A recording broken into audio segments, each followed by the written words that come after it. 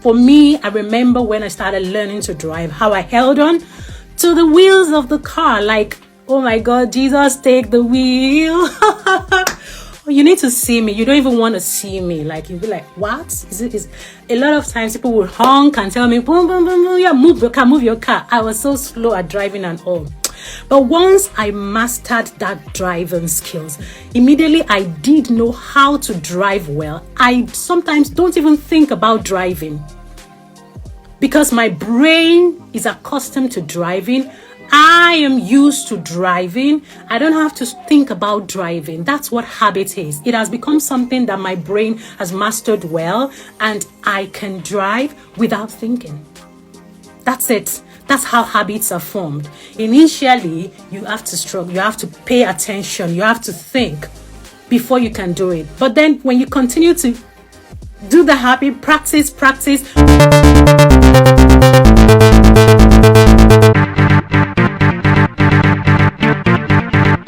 My name is Adeola Adeyemi. I'm a psychiatrist and a mental fitness coach. I'm the founder of Talk Mental Health, and I welcome you once again to my live session. I would like to connect with you. Tell me your name and where you're joining from. I can see Sweet Nix.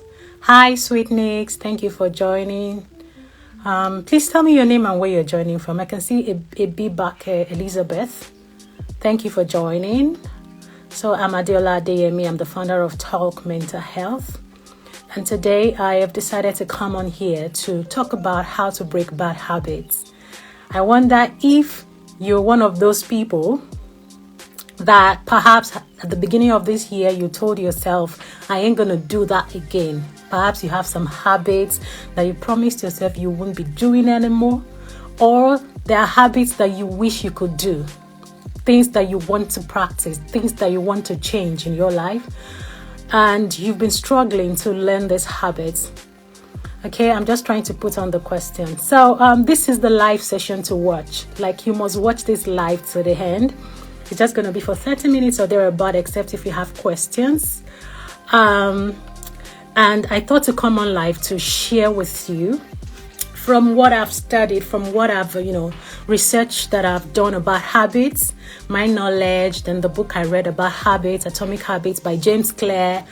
And I thought to come on live to share with you simple steps. So I just put up the steps together. I put them together so you can find it easy to use, or, like a guide for you.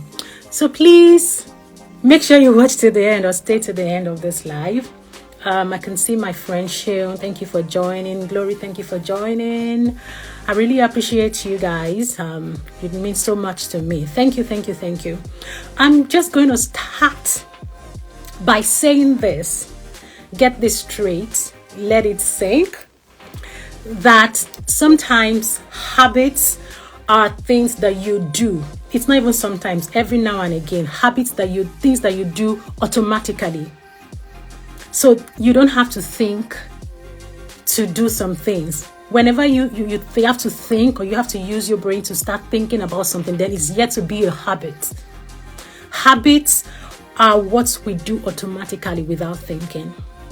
And that's why it's difficult, or it can be sometimes difficult to break habits, because it has become something that just happens to you naturally, automatically. Like your brain, there's a way the brain, tries to protect itself from stress. So it just operates on autopilot. It has been registered in your brain. You've practiced these habits. You've done it over and over again. And it has become something that you just do automatically. Like, it's autopilot. The brain doesn't have to think about it. It doesn't matter whether this is good or bad. Like, the brain doesn't really care whether you are doing something good or bad. The brain just wants to protect itself from stress, from having to think about things. It's become an automatic event, and that's what habit is. I've got people come to me, tell me, they have habits of pulling their hair. Yeah, we call that trichotillomania. Some people have habits of biting their nails. Others struggle with a lot of bad habits that we can't even mention on this live. But I'm here to let you know that you can break bad habits. It is possible for you to break bad habits. I'm going to give you 7 steps that would help you. If you're not following me, make sure you click the link, or just click on my name on my page, Talk Mental Health, talkmental.health.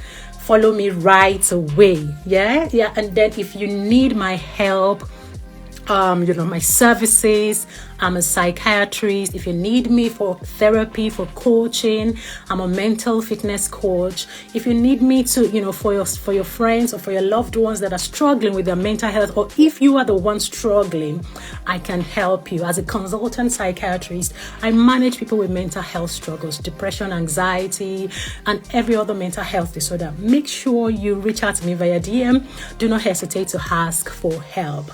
So let's get to today's topic. If this makes sense to you, if you're excited to be here today, put in the comment box and tell me, yes, I'm excited.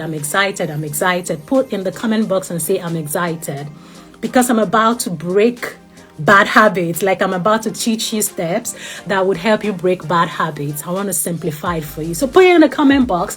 Tell me, I'm excited. We got to break those bad habits. Like, we got to break it.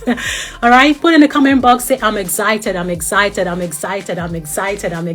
That's the spirit. So like I said, habits are what we do automatically without thinking. You don't have to think about it. These are actions you do subconsciously, whether good, bad. It is just something that happens to you. For me, I remember when I started learning to drive, how I held on to the wheels of the car. Like, oh my God, Jesus, take the wheel. You need to see me. You don't even want to see me. Like, you'll be like, what? Is a lot of times people will honk and tell me, boom, boom, boom, boom, yeah, move your car. I was so slow at driving and all. But once I mastered that driving skills, immediately I did know how to drive well. I sometimes don't even think about driving, because my brain is accustomed to driving. I am used to driving. I don't have to think about driving. That's what habit is. It has become something that my brain has mastered well, and I can drive without thinking. That's it. That's how habits are formed. Initially, you have to struggle. You have to pay attention. You have to think before you can do it. But then when you continue to do the habit, practice, when you continue to practice the same thing over and over again, your brain learns how to do it without you thinking. So there's this part of a brain called the prefrontal cortex. As the name implies, it's the frontal part of the brain that makes decision. That's what we use for decision making. We use that part of a brain to think, for executive planning, for decisions making, how we live our life, how we organize our lives and all. And that's why for some people that have brain injury or head injury, once that part of their brain is affected, or you have stroke or something, then they start to, make some irrational decisions. They have impulsivity. Their actions are, kind of not abnormal. So the only reason you can think well, you can do well, is because your prefrontal cortex is acting right. That's the part of the brain that helps with decision making. So whenever you want to, start doing something, you have to think before you're able to do it. But there's this other part of the brain called the basal ganglia that helps with emotional expressions. It also, another part of it that helps, the hippocampus, I think, helps with memory storage. It stores the memory of the events you've done. So once it's something that you like, you have dopamine that is released, which is the reward chemical that helps you feel good about what you've done. It just stores that information in that part of the brain called hippocampus, and it's easier for you. All you need is just cues, environmental cues, just to see that thing, and then you want to do it. If this is making sense to you, if I'm not too, going deep into medical jargon, say, yes, I am. I'm following. Tell me I'm following, because I want to be sure you understand this. I just want you to be able to see that this is possible. I am not here to just, motivate you. I'm giving you facts using your brain. You've got brain, I've got brain, and these are part of brain that functions, that works for habit formation. So I'm explaining, but if this makes sense to you, just tell me, yes, it makes sense. I am following. I'm following. Fantastic. Thank you, Elizabeth. Thank you, Dambu. I see you all. Thank you for joining. And if you're just joining, make sure you watch to the end. So back to what I'm saying. When we want to start doing things, new things, or new behavior, you have to do it consistently. One of the reasons you find it difficult to start doing new habits, to start practicing new habits, cultivating habits that help with whatever it is you want to do, personal development, mental health enhancement, self-esteem, whatever it is habit that you choose you want to do. One of the reasons that you find it difficult to stay consistent and continue to do it is because it takes time for it to become an automatic behavior. It takes time for your brain to master it. Some people say 265 days, others say 26 days. Another study, said something about 10,000 hours. All I'm saying is that you have to practice it consistently for your brain to master this. And your brain can master this through the process we call neuroplasticity. I'm sorry. I hope I'm not giving you too much stuff. But I just want you to understand so that by the time I start talking about the 7 steps, you would be able to know that, Dr. Adiola is giving you good background. Neuroplasticity is the process by which the brain forms new connections and make room for new behavior. There's nothing like, I can't do this, I cannot change, this is how I am born. No, I'm telling you that your brain can form new behavior. Your brain can help you to make some changes that you have always wanted for, that you have always looked forward to. There's something we call neuroplasticity. Thank you very much, Elizabeth, for putting that on. Neuroplasticity, it helps, your brain start to connect. It's more like an adaptive process for the brain. So what it does is that we have some neurons, a lot of neurons in our brain, like uncountable. There are a lot of neurons in the brain, and that before any behavior or any action is done by our body, there has to be some signals that are sent to this part of the brain through these neurons. So they transmit all of this information. Say for instance, immediately you touch something, that signal sent to the brain for you to feel whatever it is you're touching. So for you to form new behavior, there are some neuronal circuits in your brain that are formed whenever you practice habits consistently. Let me say that again. For a new habit to be formed, or an old habit to be broken, or a bad habit to be broken, there has to be some neuronal circuits that are formed in the brain, when you continue to practice that behavior. So if you want to stop something, then you have to continue to do some things that will help you stop before your brain forgets to do it. So 2 things: you want to learn new habits, you have to continue to practice so that those neuronal connection or neural circuits will form over time, and then it becomes automatic for you. But once you stop that thing, once you stop that behavior, then there's something we call extinction. So your brain will forget. Just forget, it's only a matter of time. So if you forget to do it once or twice, then your brain can still pick up when you start again. But once you've left a long gap and you stop doing that thing for a very long time, then your brain forgets. So it's as if those neurons will just like disconnect, if I may say that. So what I'm saying in essence is that you can form new habits and you can break bad habits. It only depends on how consistent you are, how much effort you're willing to put into practice. Consistency, hard work. It works like magic if you can just apply this principle that I'm about to share. All right? And like I always say this, that repetition rewires the brain. Repetition rewire. There's no way. They say practice makes perfection, right? So, we all know that once you start to practice something over and over again, you get better at it. Say you want to lose weight and you start doing exercises. The first time you start, it will be like, I'm not going to do it again tomorrow. But if you persist and you try again the following day, then the pain reduces. And then you try again the 3rd day, it reduces. And before you know, it becomes very easy for you. You don't even think about exercising anymore because you have formed that habit already. But if you decide to stop after the 1st or 2nd time of exercise, then you feel the pain. It becomes difficult to pick up again. Repetition is what rewires the brain. That habit you want to learn, you have to continue to do it.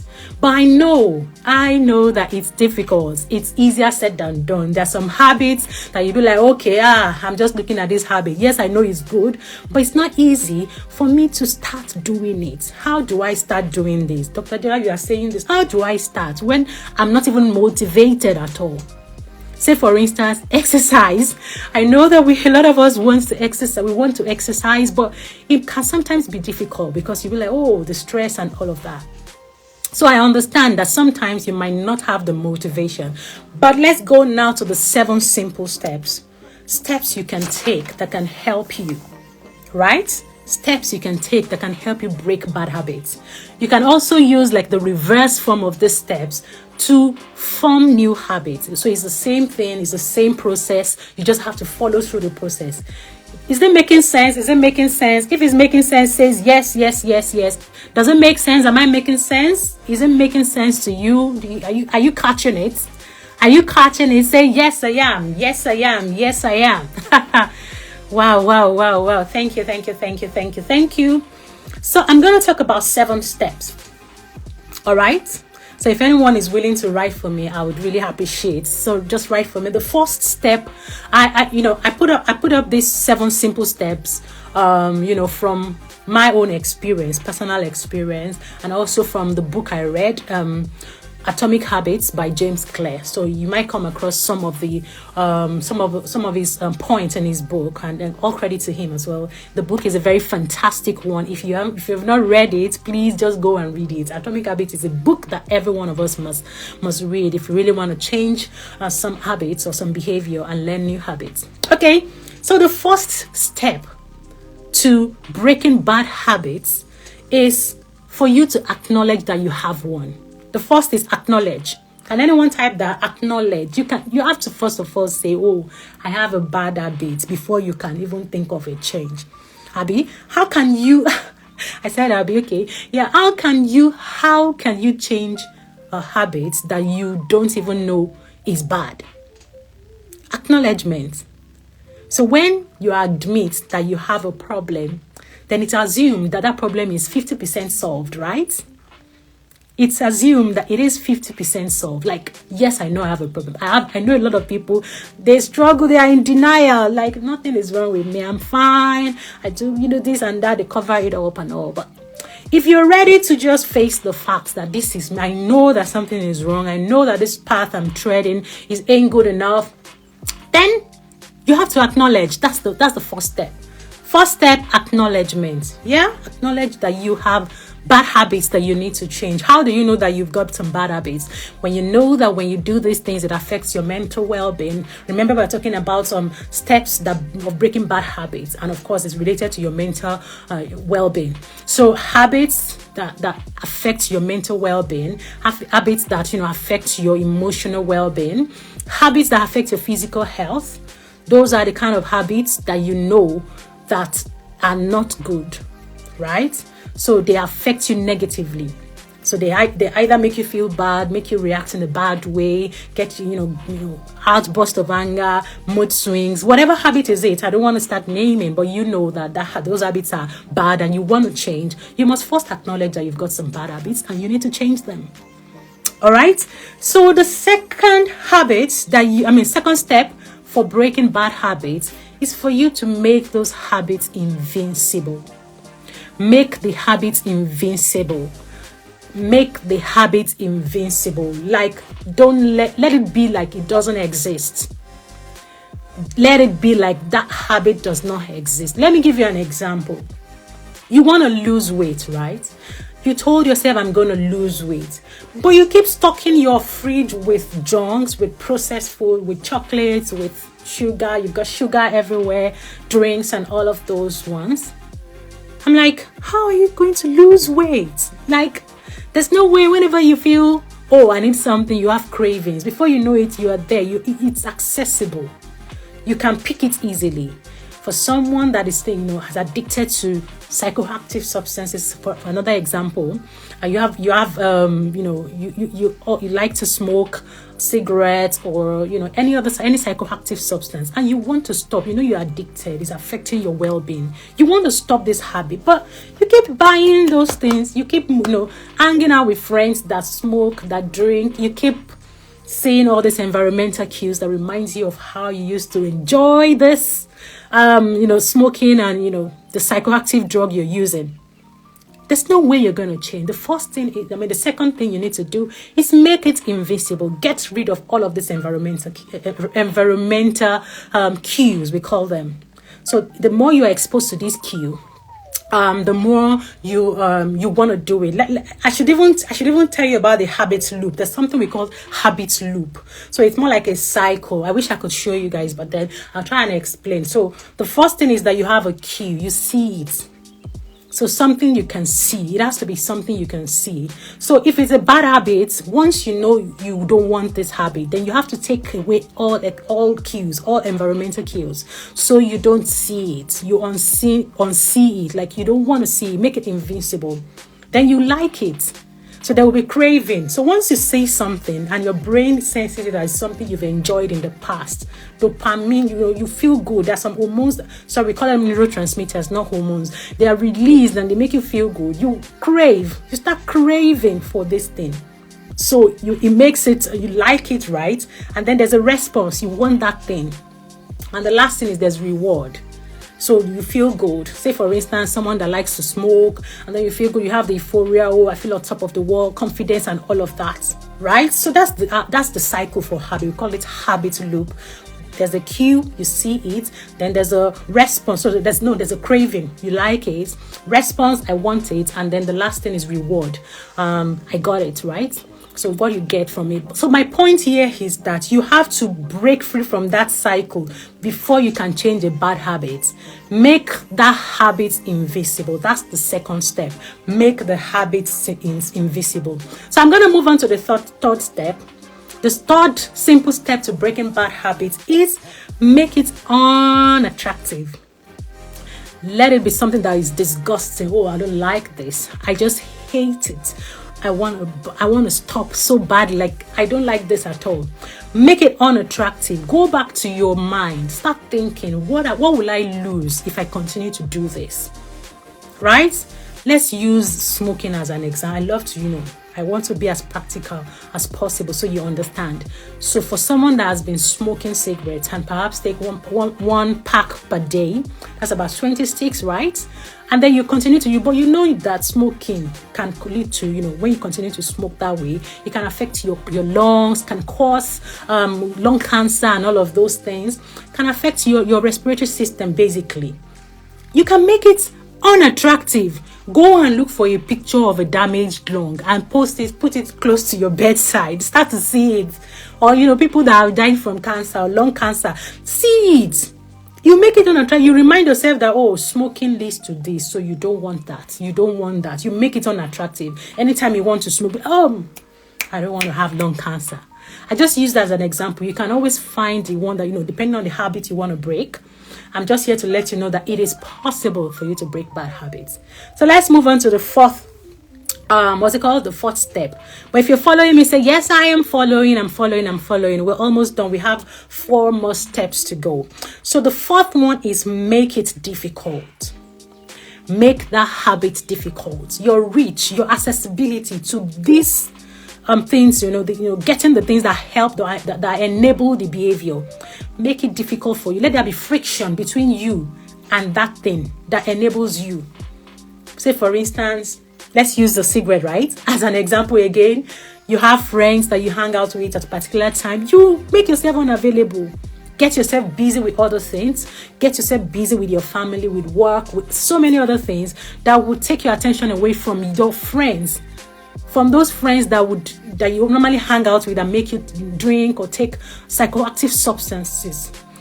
Get yourself away from those things. Make it difficult for you to reach those things that enable you, or reach the people or the object or the items that enable you to use substances or to practice that bad habit. Make it difficult for you. Make it difficult, okay? Increase the friction between you and those things, right? Does it make sense? If you're just joining, we've said a lot of things. Make sure you catch the replay. I've talked about 4 simple steps for breaking bad habits. We have 3 more to go. So let's move on to the 5th one, right? Yeah. Make it unsatisfying. Remember the loop that I talked about. I said you have to feel good about it, right? Yeah, I think so. Reward. So unsatisfying is more like the opposite of what you get, the satisfaction you get from whatever it is you used to love, right? So make it unsatisfying. Whenever you do that thing, you don't get that reward. You don't get that reward, that good thing you feel from it. You don't get it. Make it unsatisfying. How do you do that? Get an accountability partner. Get a coach that will help you. Get a therapist. Is it substance we're talking about? Get a therapist that will hold your hand and will give you feedback that this ain't good. You know that anytime you do it, you get some feedback that you don't like. There's a way you feel when you hear it. So I don't want Dr. Adiola to see me. I don't even want to say this to her. And you will have to be honest, right? So you won't be able to do it when you know that anytime you get to do it, someone will give you a negative feedback and you don't like the feeling. All right? So yeah, get a therapist. Negative reinforcement is something that also works. Like once you do it, take away something that you love. Take away something more like, it's not punishment, it's just taking away a privilege. So anytime I smoke cigarette, I deny myself of a new dress. Anytime I bite my finger, I deny myself of fixing nails or something like that. Just make it unsatisfying. Use negative reinforcement. Get a therapist, get a coach, someone that you be accountable to, like an accountability partner. Make it unsatisfying rather.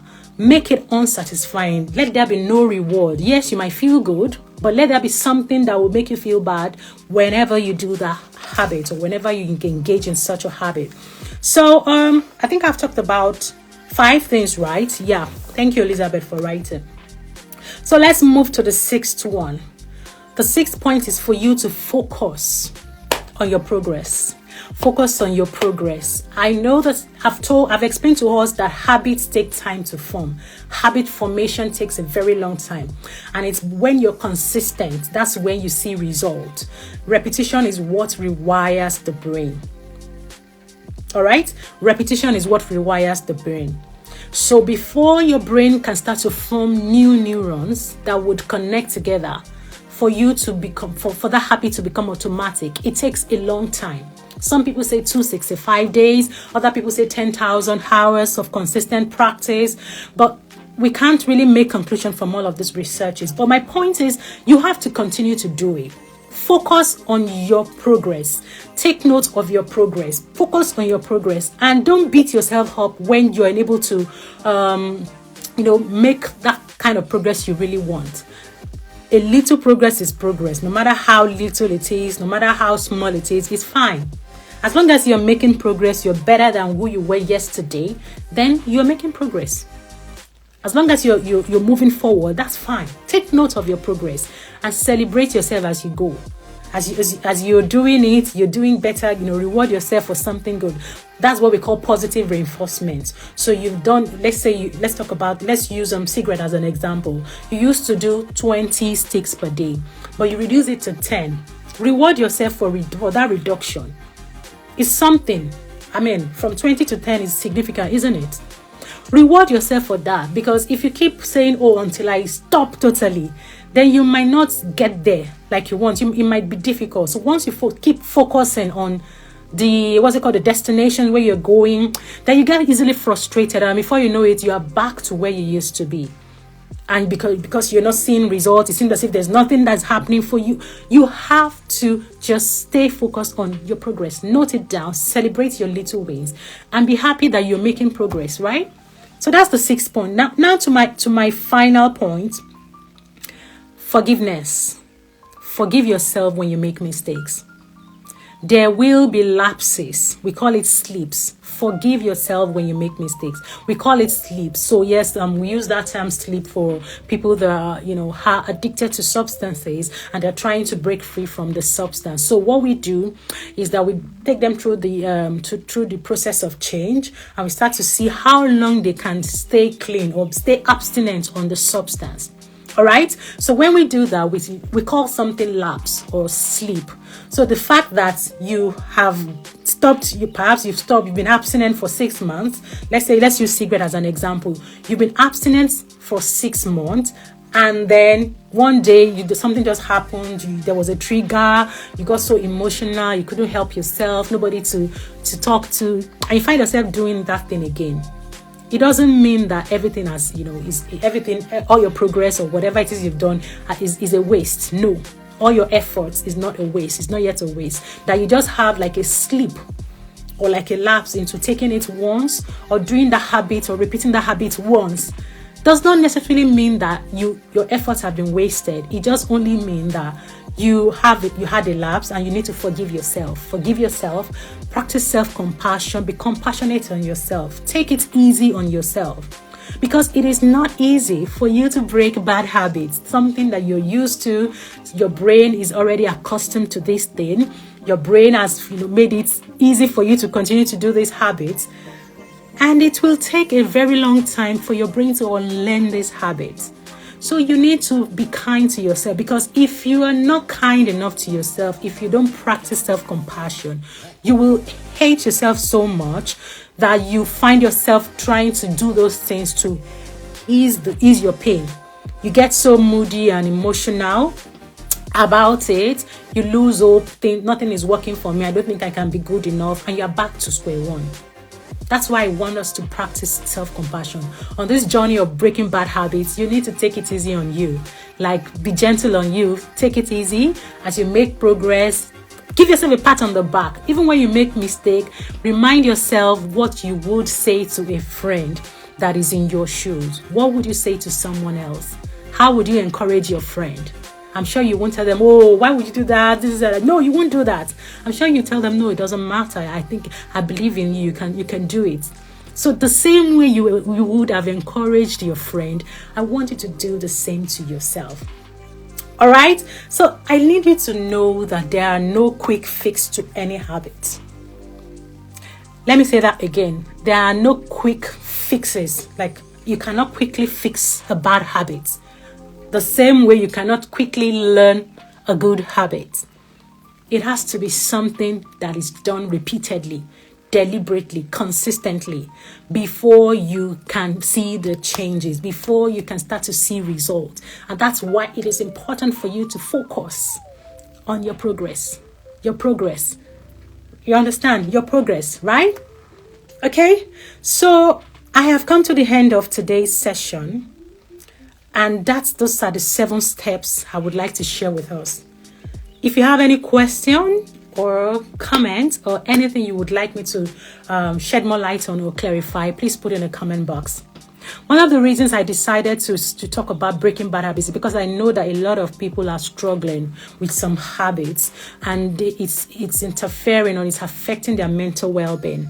I mean, a lot of people come to me telling me, oh, I want this, I want to stop this. Some are addicted to substances, addiction to pornography, addiction to hair pulling, nail biting, some habits that you can't even you don't even think, or some of us might not even think they exist, but it's happening to people, and people are struggling a lot.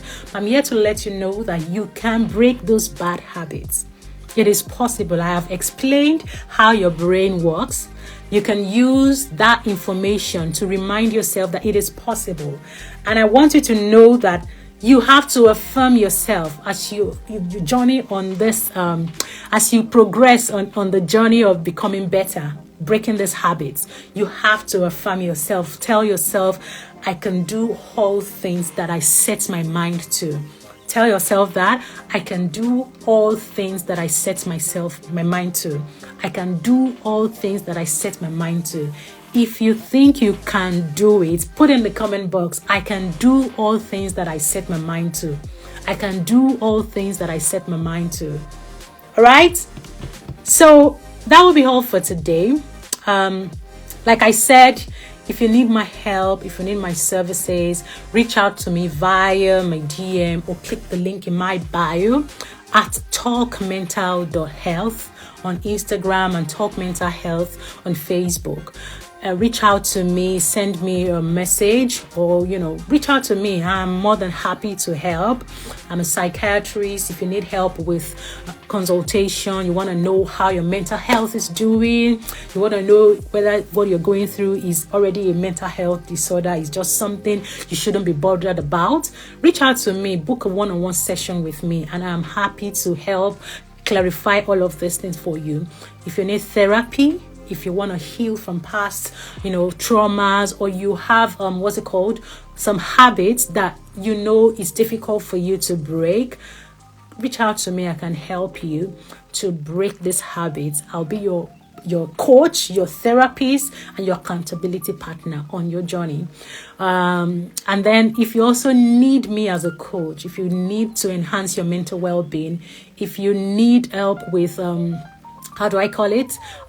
proactive about your mental well-being, I teach skills, mental resilience skills, or mental toughness skills that would help you face any kind of challenge that life throws at you, and face it fearlessly and overcome all of them. So reach out to me, and I am here as your coach as well.